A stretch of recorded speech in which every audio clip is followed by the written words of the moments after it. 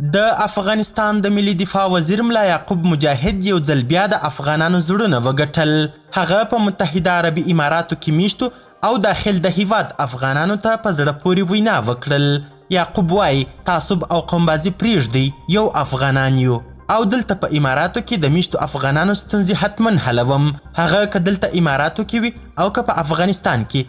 دا چې ملا یعقوب نورې کومې مهمې خبرې کړي او څه یې ویلي، بشپړ حال را سره همدغه روانه ویډیو کې کتلی سي. سلامونه قدرمنو لیدونکو، زموږ سلام افغانستان یوټیوب چینل ته ښه راغلاست. محترمو حاضرینو، محترمو افغانانو ورونو، په لیدو مو یقینا ډېر زیات خوشحاله شوم. الله تعالی دې موږ او تاسې آینده او د ټول وخت دپاره داسې متحد یو ځای او یو د بل سره په ښه مینه او محبت لکه دغه اوسنی مجلس چې دی داسې راټول ولري. دا زموږ د زړه غږ دی، دا زموږ د زړه تمنا او ارزو ده چې الله جل جلاله د آینده دپاره د افغانانو د منځ څخه هغه ستونزې چې دا 40 کاله یې افغانان کړولي دي وباسي، او الله تعالی موږ او تاسو ټولو ته وحدت او اتفاق را نصیب کړي، ورورګلوي او اخوت را نصیب کړي، او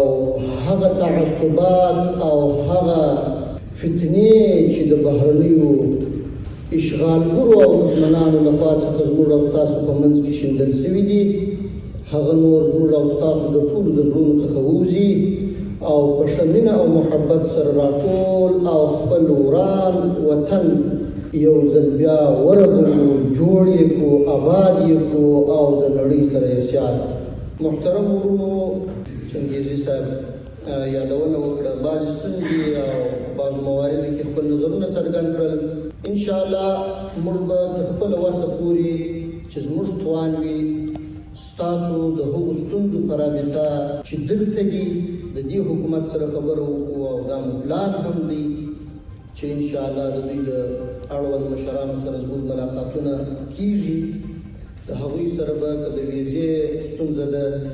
که د پروازو د زیاتوالي ستونزه ده، که د بندیانو ستونزه ده، او که هلته تاسو کومې ستونزې په داخل د افغانستان کې لري لکه د پاسپورټو او یا نور مشکلات، په ټولو کې انشاءالله زه خپل وس او توان کوم، او چې څومره زما وس وي انشاءالله هغه نه درڅخه سپموم. دا چې کار به لږ وسي یا ډېر هغه بېله خبره ده، خو خپل وس موږ نه درڅخه سپموو، خپل ټول توان درسره شریکوو انشاءالله. څوک چې د افغانستان دی، د افغانستان وګړی دی، زما مسلمان ورور دی، هغه که د هر ولایت،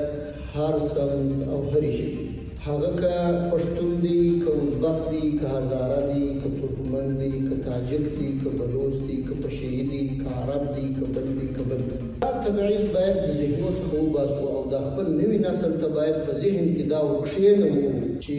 دا ټول قومونه د افغانستان خلک دي، د افغانستان وګړي دي، په افغانستان کې حق لري.